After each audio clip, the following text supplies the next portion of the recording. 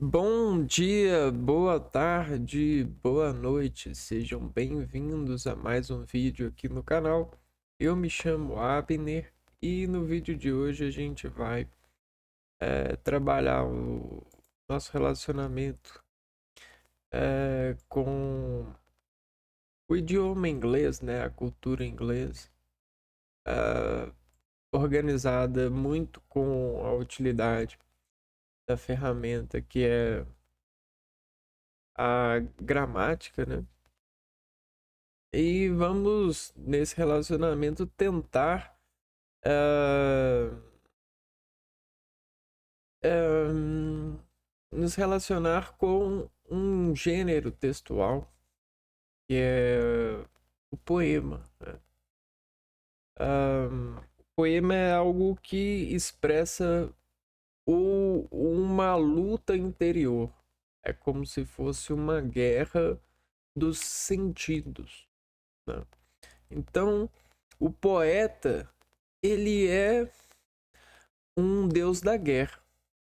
Ele está lutando a partir da euforia dos seus sentimentos, né? A partir de toda a dor que sintomaticamente ele sente.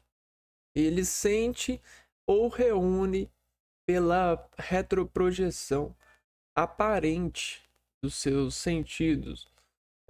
Se você fizer uma análise é,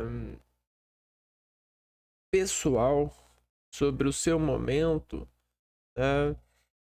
Ah, você está sempre bem.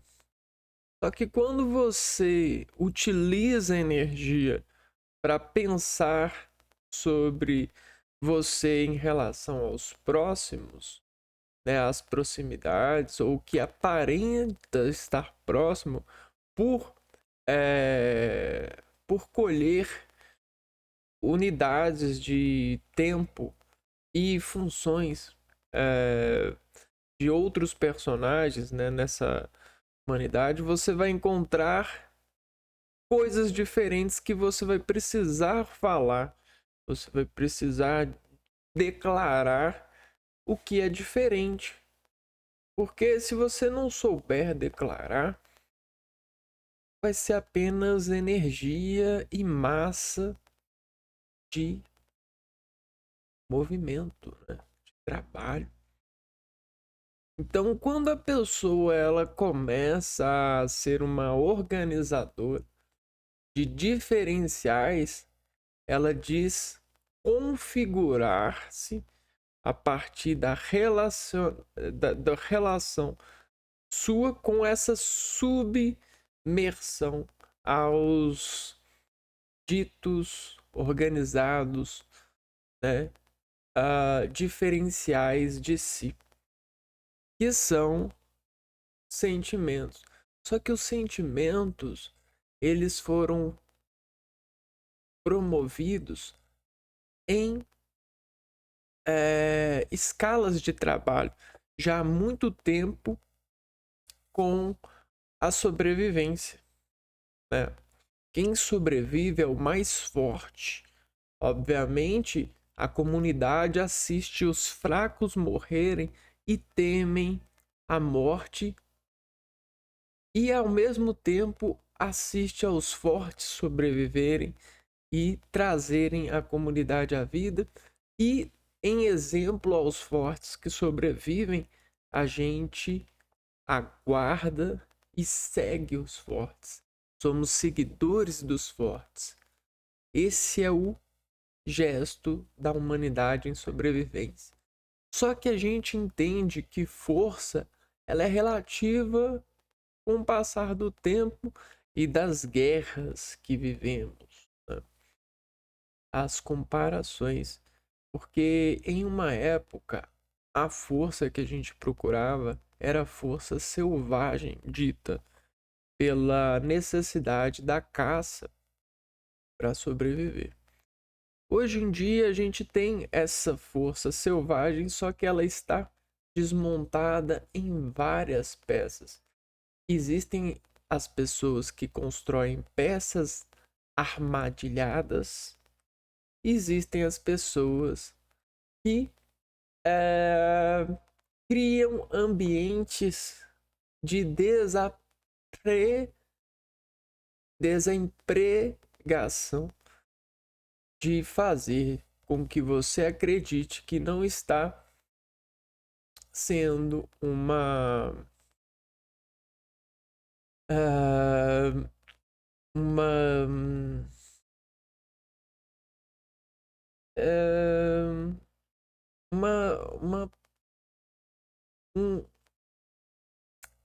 um animal caçado, né? Eu esqueci o nome para esse termo. Então, e aí você vive uma vida inteira sendo um alimento para um tipo de serviço, um tipo de ser vivo, né?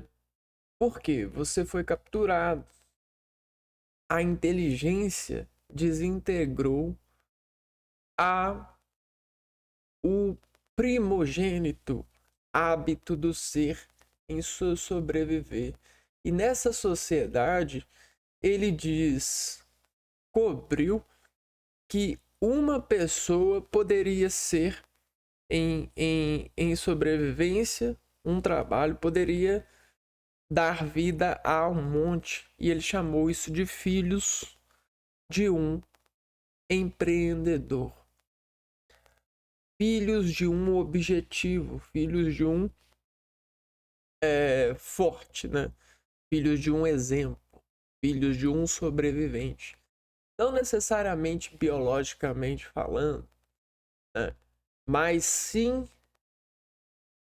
sociologicamente, editando pela impressão que o forte deixa para que a gente siga e sobreviva o máximo possível em força. E a força é a sociedade, e engana-se quem acredita que os seres humanos estão juntos nessa. Não estão.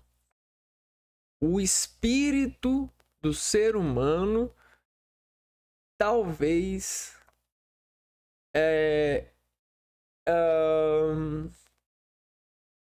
possa querer estar, mas o ser humano, em síntese, ele não está.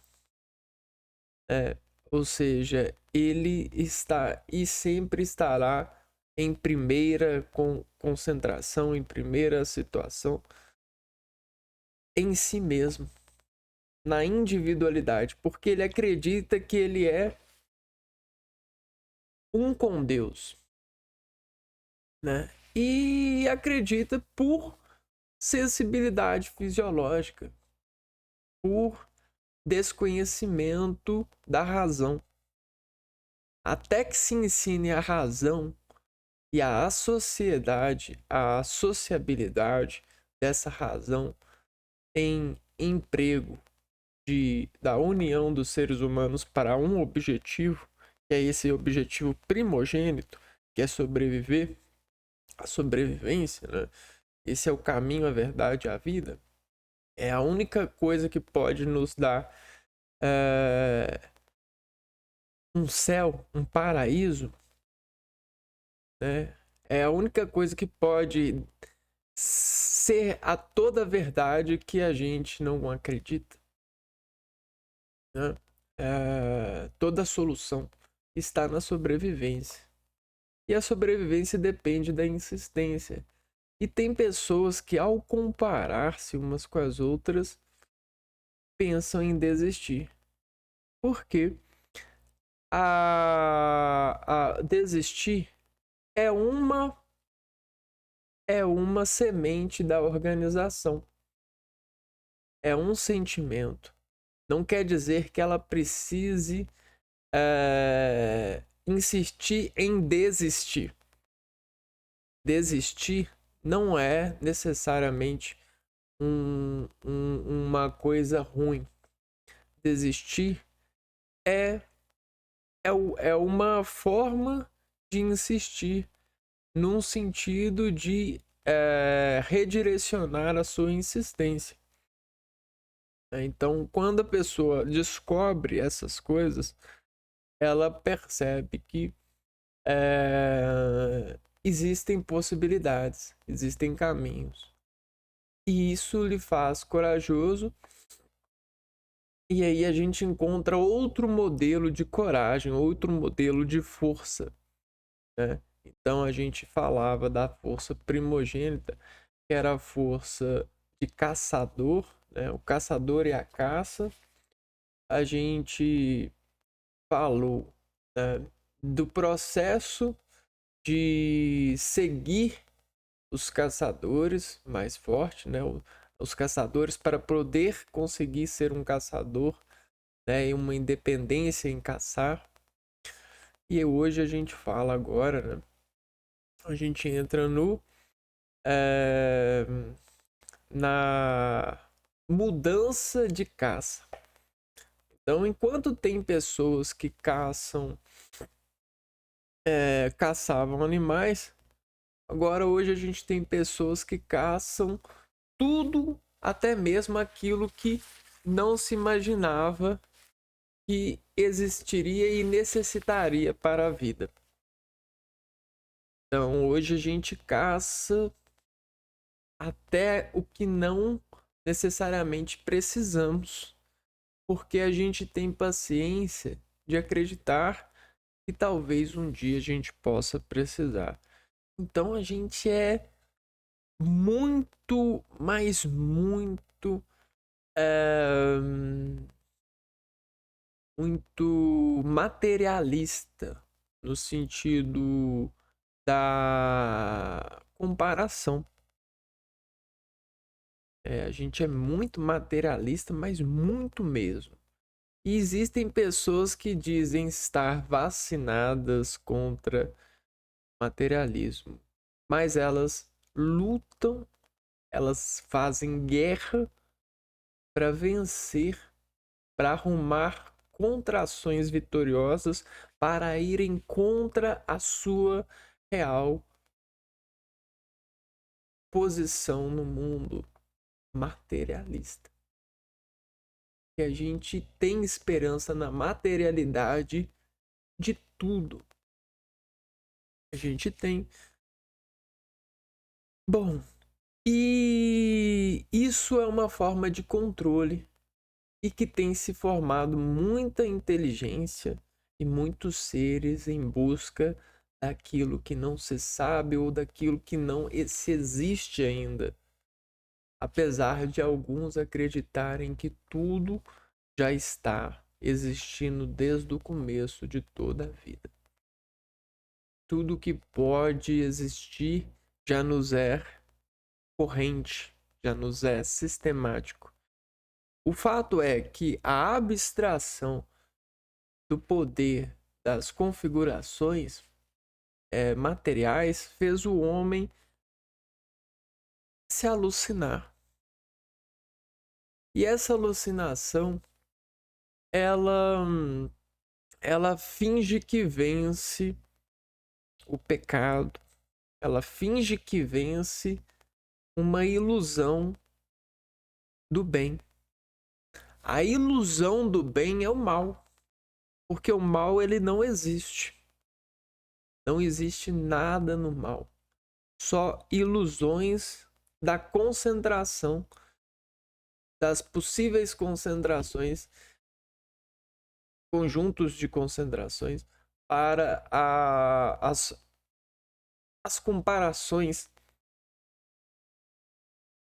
que nos fazem saber, né, respectivamente, porque sem comparação, sem decoração, sem classificação, nada tem motivo para ser ruim. Afinal de contas, se você não dizer que algo é. Se eu não declarar que a morte de alguém foi homicídio, não seria ruim pelo fato de animais matarem animais o tempo todo.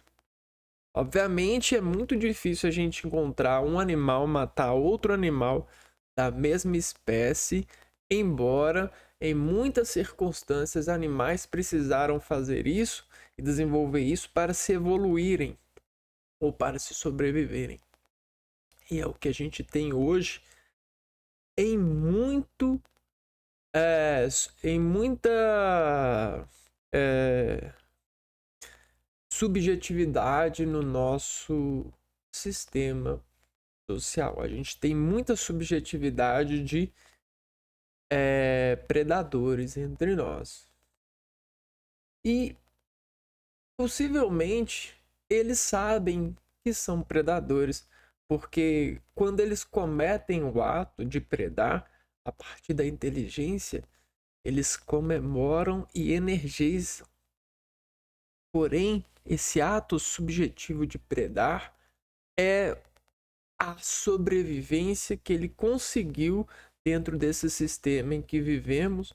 Ele é dada profissionalidade, lhe é dada segurança, que lhe é dada a falsa inteligência curricular e lhe é entregue e lhe é ilusória para que ele, dentro dessa ilusão, ele consiga ser bem, mesmo matando a própria espécie.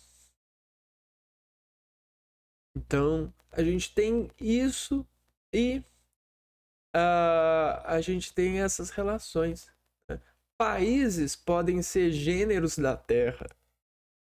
Culturas dos países podem ser gêneros textuais, gêneros paisísticos, gêneros estaduais, gêneros municipais de suas terras. Né? Então, assim como a gente tem na organização científica da línguas, dos estudos das línguas, a gente tem gêneros textuais, a gente tem idioma, a gente tem mecanismos de julgar a certidade por definição da organização para os nossos sentidos, né, em ordem, né, a gente tem para vários tipos, países, culturas, modelos de organização mais íntima dos países. Então a gente segue, a gente, de certa forma, comercializa isso. Né? Nós comercializamos isso em várias dimensões de cobranças. Né? A gente tem órgãos, a gente elege órgãos na política para poder cobrar. Só que as pessoas elas falam assim, eu não tenho resposta para isso. Eu sei de um país que funciona assim porque ele estudou e implantou esse tipo de sistema. Eu posso pegar, eu posso tentar conseguir, eu posso tentar conseguir implantar algo semelhante aqui. Né? Então a gente está sempre nessa comercialização que é uma ilusão. É uma ilusão do ato, né? Da primogênita, da primogenia necessidade do homem se caçar para sobreviver. Agora, a gente tem um homem que mata o próprio homem, o homem que mata a si mesmo. Seria a pessoa que desiste de si mesma. Só que existe a subjetividade, que é uma escala de trabalhar essa ilusão até que ela se torne real para para o receptor dela, para a pessoa que vai sentir. Então é uma escada, sempre foi uma escada e sempre vai ser. Porém, as escadas, elas podem variar sintomaticamente por deformações em espaços, em degraus dentro dessa subida ou descida. E aí o que acontece? Essas variações podem gerar vários tipos de destroços nessa escala. A gente tem escalas traumatizadas por impressões, né? A gente às vezes tem a impressão de que a escada tá ali, ó, fixa para você colocar o pé, o degrau tá ali fixo para você colocar o pé e subir para o diante. Mas aí você vai com tudo confiante, pisa nesse degrau e esse degrau está ele está mole, ele está lamaçado, né? Ele está com várias características que destituem a aparência e aquilo deprime a impressão que você tinha. E aí você desconfia do próximo degrau e desconfia de todos os degraus por conta de um erro de ilusão. E a porra do degrau vai continuar ali, dando a impressão de que ele está bem, mas o degrau ele não está compatível com os demais. Mas em impressão ele tá. Então o próximo que subir por essa escada, pisar nesse degrau, vai ter o mesmo sentimento. E qual que é o nosso dever então ao descobrir isso? Se a gente não morrer ao pisar nesse degrau, a gente precisa avisar a todos de que aquele degrau não está como ele aparece estar. O degrau que você estava subindo, né, e que você pisou nele e ele fez você cair, porque o degrau ele não estava rígido, não estava íntegro para ser pisado e te traumatizou, precisa ser avisado. Então você precisa de guerrear com ele, você precisa de lutar com ele, porque ele vai querer dizer que ele é igual aos outros, que está íntegro igual aos outros. Ele vai dizer e vai expressar isso. Então, é o seu dever conversar até que ele converta. É você destruí-lo e reconstruí-lo da melhor forma possível. Da melhor forma possível. Da forma que os outros degraus exigem. Da forma que os pés exigem dos degraus. Da forma que a receita daqueles degraus manda. Então, isso é o poder da obediência, né?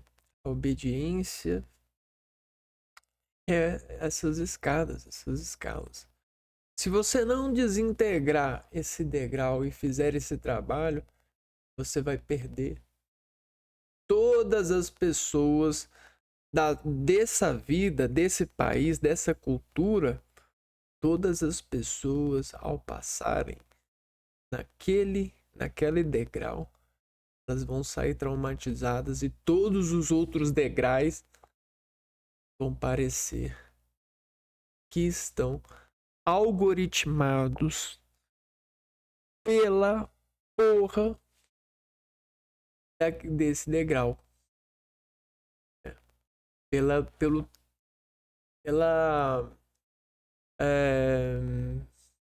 pelo efeito que ele causa, né? Ele causa um efeito traumatizante. Né? E aí o trauma, curar um trauma é desafiador. Você curar um trauma é desafiador. Não é à toa que muitas pessoas tentam traumatizar pessoas tentam traumatizar, não. Muitas pessoas estudam isso, né? Como tirar o trauma de outra pessoa, como curar o trauma, porque em muitos casos a doença de uma pessoa começa de um trauma. Em muitos casos, né? É trauma de infância, é trauma escolar, é trauma de julgar notas. E aí as pessoas sobre esses traumas, elas vão mudando suas personalidades.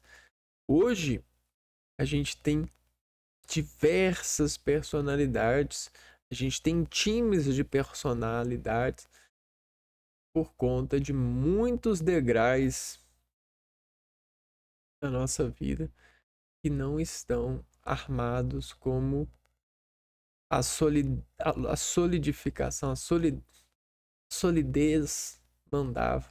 E ao pisarem nesses degraus, a gente encontra quedas. Então é muito assim. E veja bem, né? O poema, ele é uma guerra. O ser humano, quando ele faz poema, ele pega esse degrau e começa a guerra. A guerra, diferente do que as pessoas pensam, né? A guerra não é você ir lá e atacar com espadas e escudos e reis e rainhas e isso. A guerra, ela é muito mais simples e muito mais presente do que todo esse espetáculo, todo essa esse drama, essa dramaturgia vezes planta. A guerra, ela é ela é como uma estequiometria, né? Estequiometria, ela é aquilo que ela organiza uma união, né?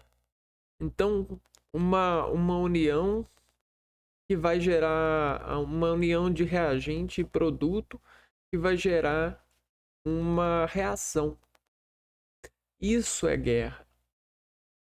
A guerra é o que muitas pessoas passam para conseguir ler e entender um texto. A guerra é o que muitas pessoas passam para escolher qual roupa vai vestir, para escolher se deve parar ou não de comer, se deve lavar a mão ou não. Então, até que as pessoas se rendam, elas ficam guerreando. Isso é guerra, né? Guerra de verdade. Né? Está todo o tempo conosco, né? E o poema, ele é a expressão interna, é a expressão do espírito em compatibilidade, em organização, em paralelo com o instrumento que é a escrita, a vociferação. É colocar o organismo em sintonia com letras. Então, quando a gente se rende ao alfabeto, a gente tem capacidade de fazer cirurgias internas. Cirurgias são operações que são feitas para reaver, né, coisas que foram organismos, sistemas que foram afetados e que estão precisando de reforma, né? Então, cirurgia, ela é bem isso, né? Se o médico, ele na cirurgia, ele vai lá e vai colocar o osso no lugar. O osso quebrou, ele vai tentar alinhar o osso para que haja uma reformação óssea de tecido ósseo entre as partes quebradas, né? Entre as superfícies dessa quebra, né? Então ele vai tentar gerar união ali. Gerar não, ele vai tentar a cirurgia, ele vai tentar fazer com que as coisas entrem em ordem para que o organismo, a receita, a vitória aconteça, a rendição de alguma das partes que está contra a união, né? E o poema ele é bem assim. Então, todo poema ele é uma todo poema ele é uma guerra que arma, né, uma incerteza perante ao que aparentemente se havia acertando, né? Então, é como se a pessoa tirasse nota 10 e aí ela olhasse para a nota assim, e aí ela saísse assim: não, mas eu não tô acreditando, eu consegui tirar 10. E ela não acredita que ela tirou 10, ela fica meio que assim, ó. Mas será mesmo que eu tirei 10? Mas por que será que eu tirei 10? Por que eu não errei essa? Mas será que eu estudei mesmo? Porque na hora que eu fui responder, eu tava assim, isso é um poema. O poema é essa dilaceração, né? Tá tão bom, o resultado é tão bom que eu começo a desarticular incertezas para ver se realmente eu consigo controlar, para ver se não tem, se isso é realmente o que o meu organismo deve acreditar, porque tão bom, tá tão bom tirar 10, é tão bom que eu fico pensando assim, não, mas será mesmo? Deve ter alguma coisa aí. Então, cara, é tão bom viver, né? Será que eu tô vivo mesmo? Cara, Deus é tão bom, mas será que Deus é Deus mesmo? Né? A luz é tão boa, mas será que é tão boa mesmo? E aí a gente começa a formar armas e a brincar de armadilhas. Então existem muitas falsas inteligências aí, muitos falsos agentes sociais, irmãos, irmãs aí, e por, por é, por hum, talvez por força do hábito, por medo, né? Por, por traumas. Eu acredito muito que é por causa dos traumas. Eu acredito. Vivem lutando pela desigualdade social. Eles lutam e às vezes subjetivamente objetivamente eles lutam contra em favor da desigualdade social. E aí subjetivamente às vezes eles se escorregam ali falando que talvez e em aparência não, né? Então esses são os degraus devastadores entre nós. Então se a gente pudesse mostrar para essas pessoas o que elas são de verdade, elas não acreditariam. que elas realmente fazem na nossa vida. Porque em aparência, elas fazem de conta de serem degraus para o saber, né? Degraus para a altura. Mas quando a gente pisa nelas, a queda é certeira. Então a gente é o nosso inimigo, né? E não necessariamente ele é mau. Às vezes ele foi colocado ali por alguma é,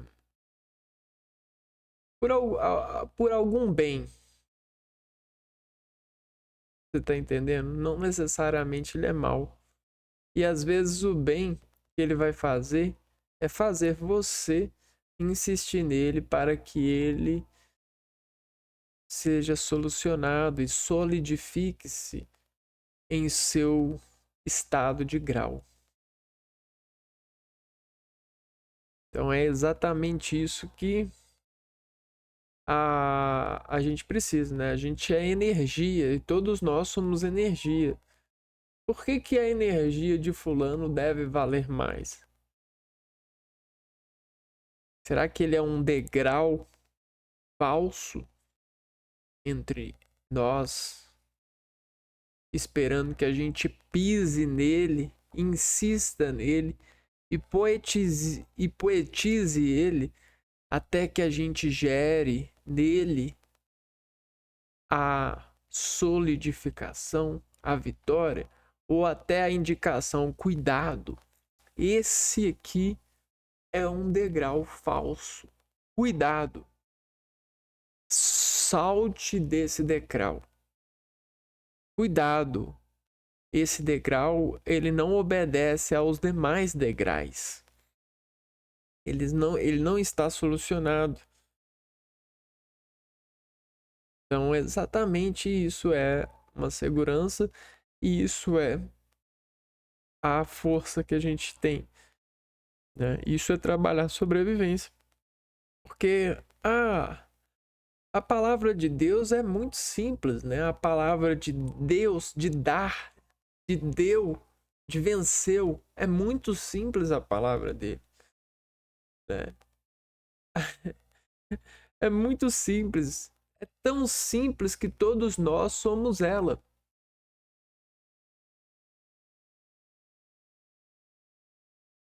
Você não entendeu?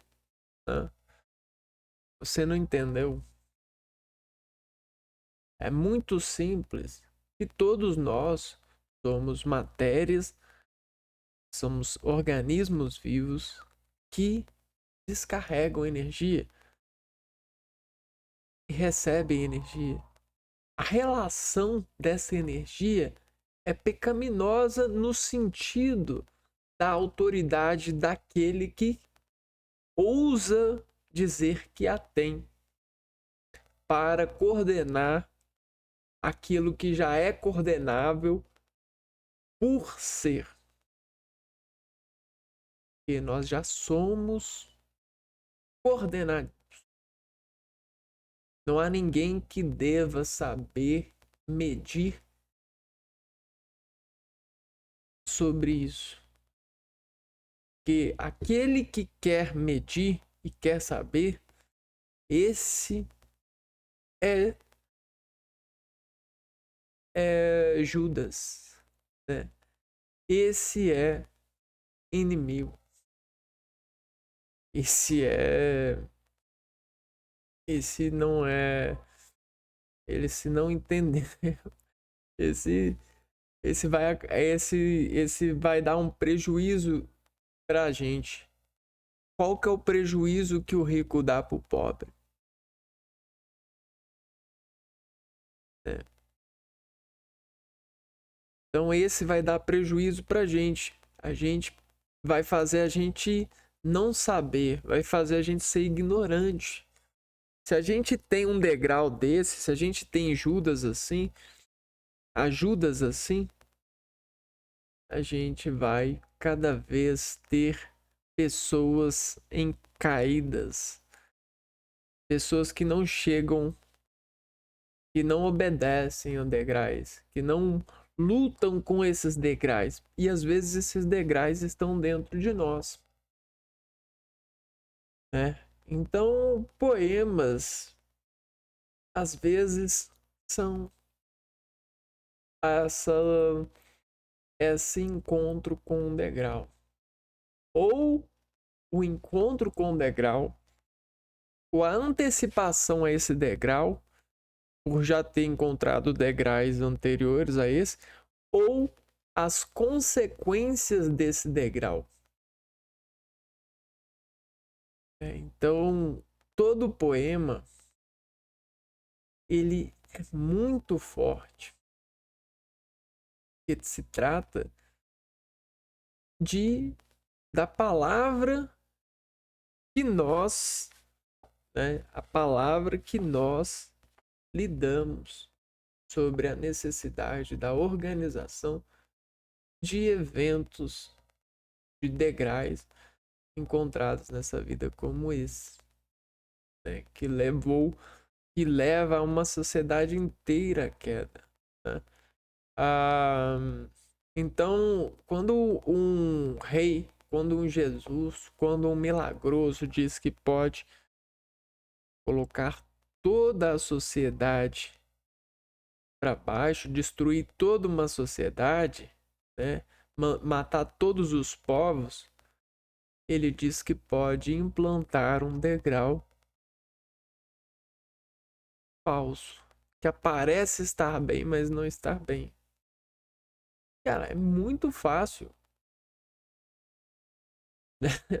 você colocar trauma numa sociedade, fazer todos acreditarem que aquele ali é um degrau sólido. Podemos pisar, podemos confiar nele para subir por ele. E não é. Então a gente tem muitos produtos falsos na nossa sociedade. A gente tem muitos. E eles se mantêm, né? Por quê? Porque nós não estamos sendo poéticos o suficiente. Muitas pessoas estão se convertendo a esse tipo de degrau, né? Sendo que a gente não está sendo sociedade, a gente está sendo pessoas que não existem e que fingem que existem a partir desse tipo de escolha. Só que a gente não escolhe, não escolhemos, né? Nós fomos escolhidos. Nós fomos escolhidos, nós não escolhemos, né? E a ilusão, ela faz a gente parecer que escolhe. A ilusão do bem, a ilusão da prova de eu tirei nota 10, cara, eu tô tão bem. A ilusão disso é essa escolha. É você dizendo, eu posso escolher. Eu tenho escolha. Não, eu tirei nota 10, não é possível. Não é possível que eu tô tão bem assim. Não, eu não. Não tá bem. Eu preciso de aprender um português, aprender um idioma para mim me organizar, para não estar bem, para mim me organizar e comparar-me com as demais pessoas que deveriam estar todas bens, mas todas estão brincando de duvidar do bem de Deus, do bem superior, da nota 10. E aí a gente tem nossos pontos de vista. Ponto de divisibilização. Dividir. De vista, né? Divicivilização, né? Essas dívidas civilizadas de civis, né? Então é isso, pessoal. Tá? A gente tem essa, esse tipo de vetor entre nós. Não necessariamente o degrau que está parecendo que está igual aos outros e não está aceitando pisadas, não necessariamente ele é um degrau ruim, mal. Ele é um degrau que deve ser poetizado, que deve ser vir para a guerra.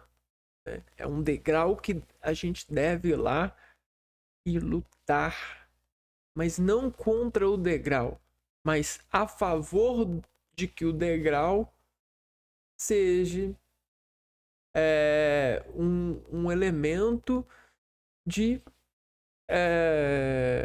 transformação. Um exemplo disso é a sinalização de trânsito, é o quebra-mola, né? É a supervisão dos acidentes em locais específicos e a motivação de descobrir e caracterizar os maiores motivos para que uma via machuque, acidente muitas pessoas. E aí você consegue transformar essa via em uma via recebida de equidade, né? Você consegue colocar ali na via um quebra-mola, um semáforo, um mar de indicações de guerras, de sacrifícios humanos, para que o indivíduo se converta e que o indivíduo receba dessa conversão a vitória para o seu bem, né?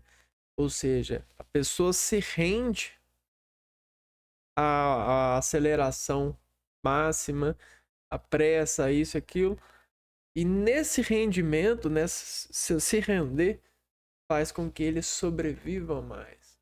Então isso é um poema forte demais. E é isso, pessoal.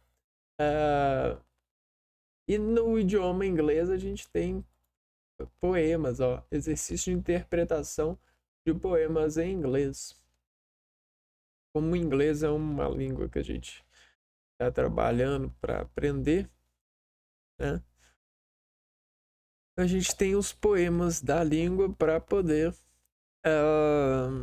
questões, né? Fazer questões.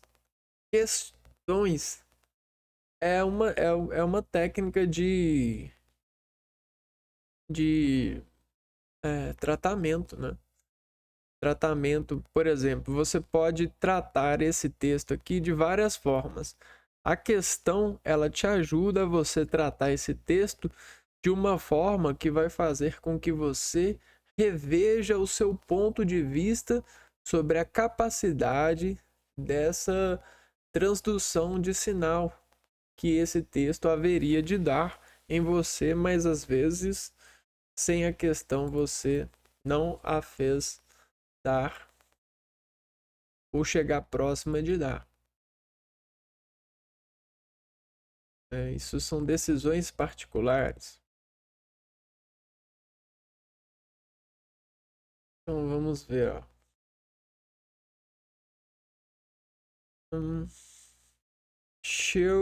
Shivering, Hook or War, Family Friend Poems.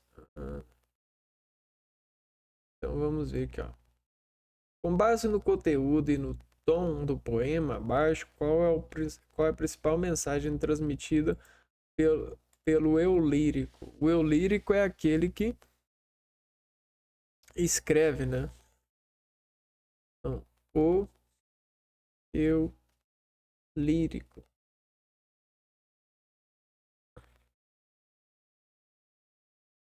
Então esse eu lírico é o gerador, né? Aquele que está em guerra, né? Que venceu essa guerra aqui, ó. Opa.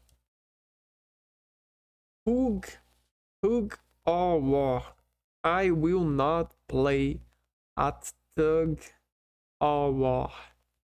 I'd rather play at hug or war, where everyone hugs instead of tugs, where everyone jiggles, and rolls on the rug, where everyone kisses and everyone grins, and everyone cuddles, and everyone wins. Esse aqui é o Shel Silverstein. É o cara que escreveu esse texto. Então perceba que é uma construção, né, que segue uma certa intimação rítmica, né? Então a gente tem uma intimação rítmica. Quando a gente vai pensar em algo, quando a gente pensa sobre algo, a gente tem ou estabelece um ritmo de pensar, um ritmo de navegar. É como se fosse a aceleração do pensamento, né? Até para ler existe aceleração do leitor, né? Então, hug. Vamos ver aqui o que é hug. Hug. Abraço. E aí a gente tem um abraço. E aí a gente tem war. Abraço de guerra. Que estranho, né? Abraço de guerra. Então, percebe só. Quando você lê Hug or War, existe uma quebra de expectativa aqui, né? Você lê Hug, abraço. Mas quando você lê abraço de guerra, a gente tem uma quebra extraordinária de expectativa. Porque abraço é um substantivo que é abstrato, mas ao mesmo tempo é simples, né? Você pode dar abraço a alguém, né? E você pode sentir esse abraço. E você abraço dependendo da localidade, né? Ele pode servir na frase para orientar vários sentidos. E aí da guerra, de guerra, o que seria isso, né? Abraço de guerra. Aí você começa a ler: I will not play at tug of war. Eu não eu não brinco é tug, rebocador, né? Cabo de guerra, tug of war, né? Eu não brinquei de cabo de guerra. Opa, I'd rather play at tug of war. Não. Deixa eu ver aqui.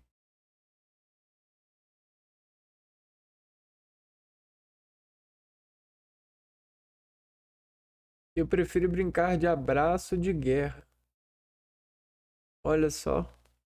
I'd rather play at hug of war. Where everyone hugs. Onde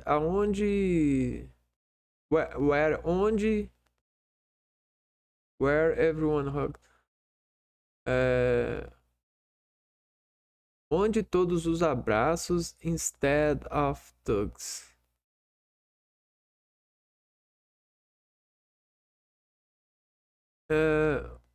Where aonde everyone hugs, onde todos os abraços Instead of thugs. Instead. Onde todos se abraçam, everyone hugs. Onde todos se abraçam em vez de puxar, né, os cabos de guerra. Of thugs. Where everyone jiggles. Onde todo mundo ri, né? And rolls on the rug. Rolls.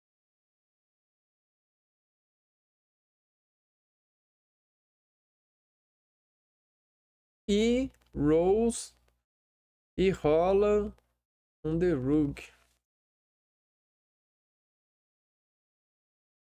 E rola no tapete, né? Onde where everyone jiggles, onde todo mundo dá risada e rola no tapete. Perfeito.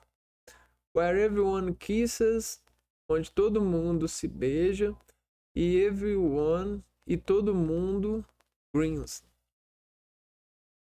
Sorriso. E todo mundo sorri, né? Onde todo mundo toothless abraça e todo mundo vence, né? Olha só que legal. Então, ele estava falando do cabo de guerra. Guerra, que é aquela coisa, é uma corda, né? Com alguma coisa amarrada aqui, um time aqui e um time aqui, né? E aqui a gente tem uma linha, certo? Né? Quando existe o atravessar de toda essa parte para cá, né? Ou toda essa parte aqui para cá, né? Um desses adversários ganha, né? Então ele prefere isso aqui acontece em muitos relacionamentos, né? O dominó, né? Ele articulou o poema, esse degrau aqui, ó, essa guerra, e para vencer ele argumentou, ele falou assim: eu não prefiro que você esse brincar de cabo de guerra. Eu prefiro dar abraços, sorrisos, rolar no tapete, beijar e que todos os ganham, né? Todos riem, todos abracem. Esse foi o poema que ele fez, ó. Competir faz parte da vida social, não existe uma sociedade sem violência, o afeto é mais importante que a competição. Cabos de guerra são brincadeiras divertidas, um pouco de competição é saudável, uma sociedade não. O afeto é mais importante que a competição.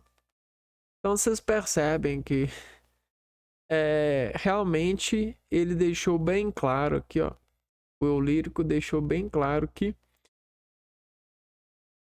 o afeto é mais importante, né? Ele foi demonstrando, ele foi desmontando esse poema a partir dessa expectativa, né? E ele utilizou a palavra guerra porque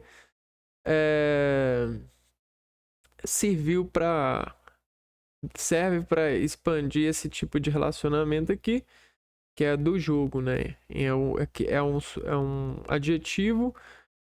Guerra tá adjetivando o substantivo abraço de guerra, né? É uma coisa mais ou menos assim mesmo. Doideiras. No poema abaixo, o eu lírico aconselha crianças sobre a escuta ativa. Assinale a alternativa que não traz algo que as crianças devem escutar, segundo o poema. Então tá. Então o poema agora, ele vai trazer uma série de coisas que crianças devem escutar. E aí nos comentários, nas questões vai ter uma que o poema não trouxe. Então vamos ler lentamente aqui, ó. É o mesmo autor, né? O Silverstein.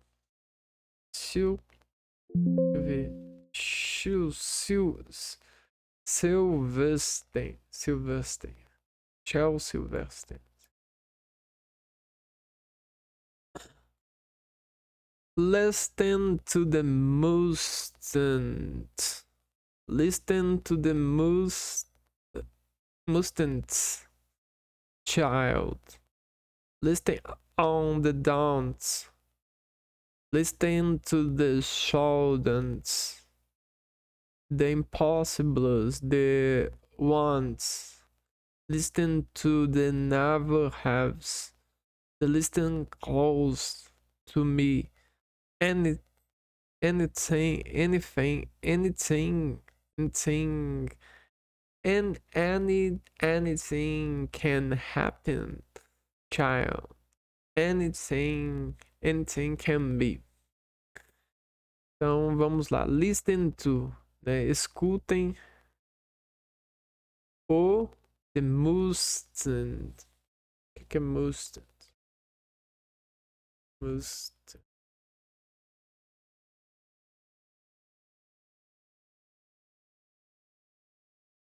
Mutant.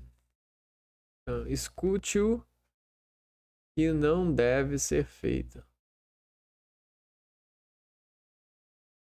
Escute o que não deve ser feito, criança.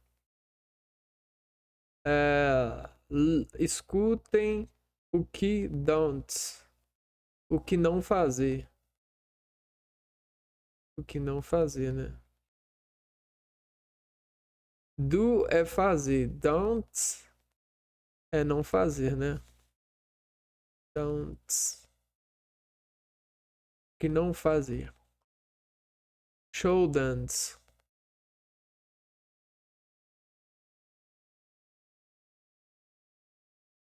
O que não deve ser. O que não fazer. Deve ser feito. O que não fazer. O que não deve ser feito. Should é fazer, né? Should. É um modal verbo. Should. Shouldn't é o que não deve ser feito. De uma forma mais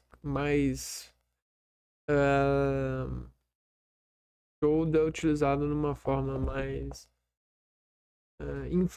mais informal, né? Na verdade, shouldn't. The impossibles, o impossível. The impossibles, the wants. O que é, mas nesse sentido, né? Impossível, né? O impermitível, né? O que não é permitido, the wants. Wants. Costumes. The impossível, né?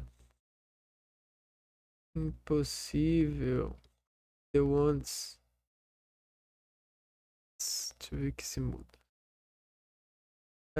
Não vai. O impossível, o que não vai. O que nunca vai acontecer.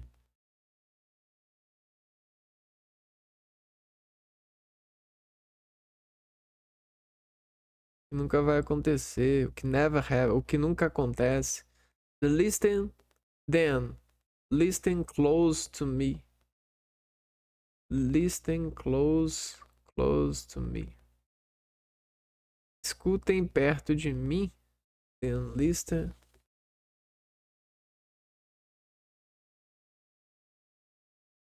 Então não vai me ouvir com atenção. Then listen close to me. Não, peraí. Então ouça com atenção. Then, então, listen close to me. Ouça com atenção.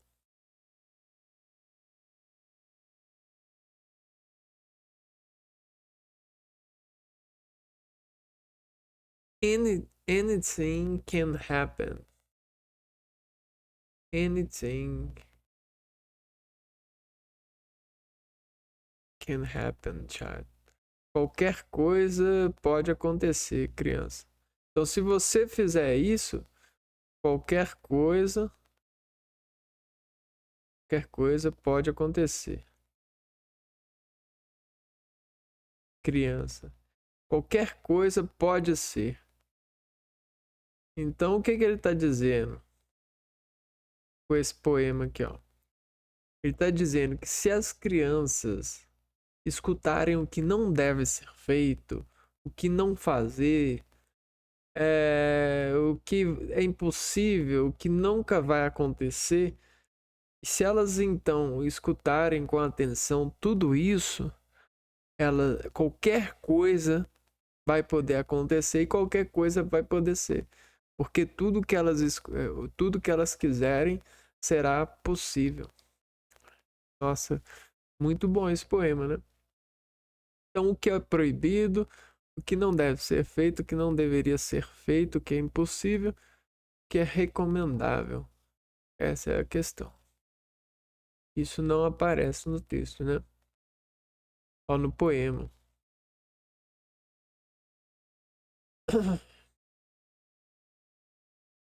O poema abaixo trata sobre não se importar com alguma situação romântica vivida com outra pessoa.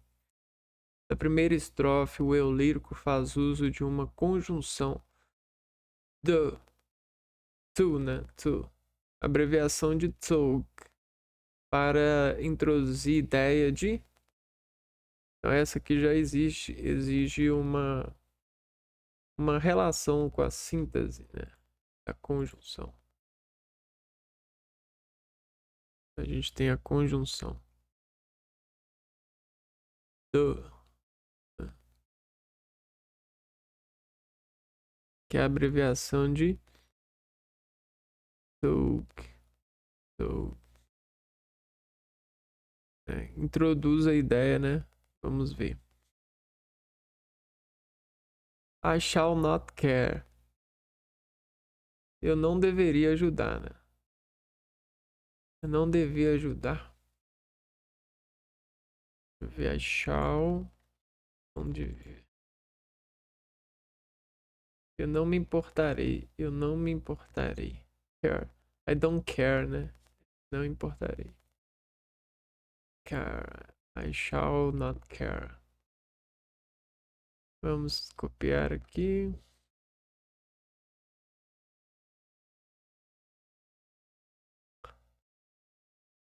Copiei errado.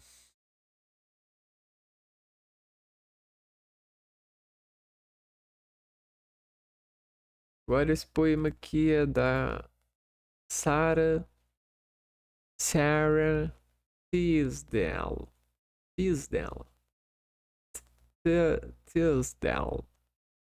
I shall not care. Eu não me importarei.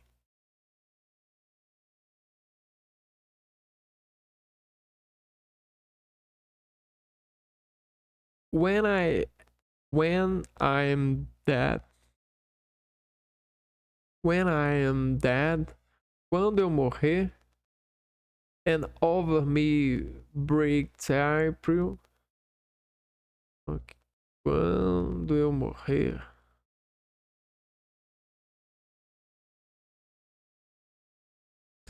E over me breaks April. E and over me. E break bright. Encher da abril, né? April. Bright. O que isso quer dizer, né? E diante de mim encher de abril e o abril chegar. E sobre mim abril brilhante. Bright é brilhante. Bright. When I'm dead. When I'm dead. And over me bright April.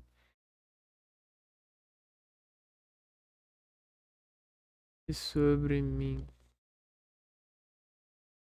abril brilhante. Shakes out here. Rain drenched hair. Shakes, né? Balançar. Fora dela.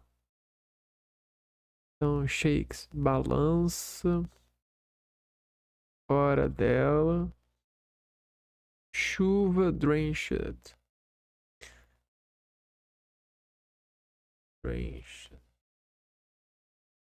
encharcado, fora dela, rain, drenched,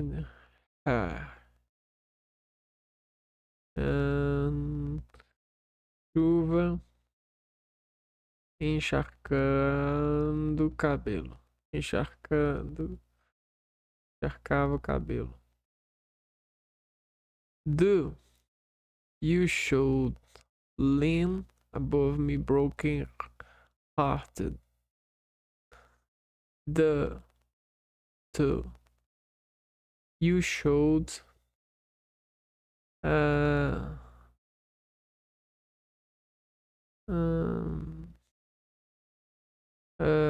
do então you should você lean above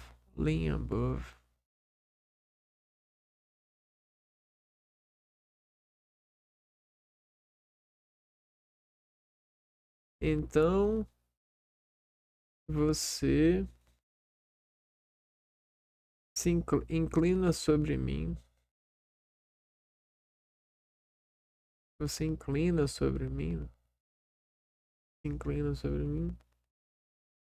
Sobre meu coração que é partido.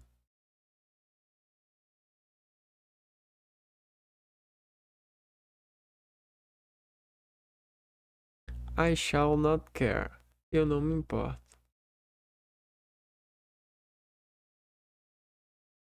Então vamos lá. A questão tá falando assim, né?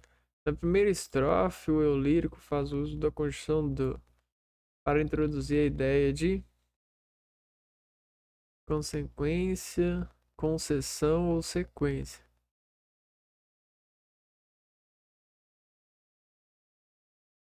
Shakespeare. The you should learn. Então você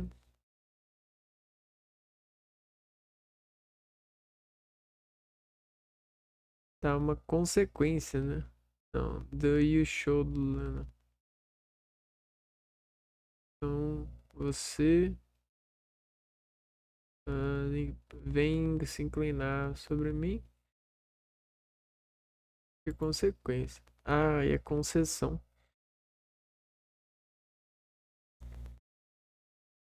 Concessão. Achei que era consequência. Pois tal significa ainda que, no trecho 2, último verso da primeira estrofe, temos a ideia de ainda que se debruce sobre mim. Ah, é verdade. Então é isso. Do aqui tem a ideia de ainda que. E não de então, né? Eu que traduzi errado. Ainda que você se incline sobre o meu coração quebrado, eu não me importarei. I shall not care. Então é isso. E aí a gente segue aqui, ó. I shall have pieces as leaf trees are peaceful. Eu have pieces. I shall have pieces.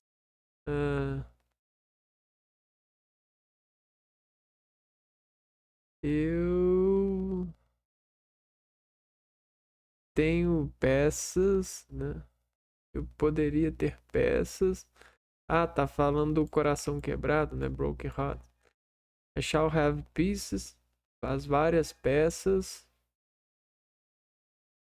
As leaf trees are peaceful.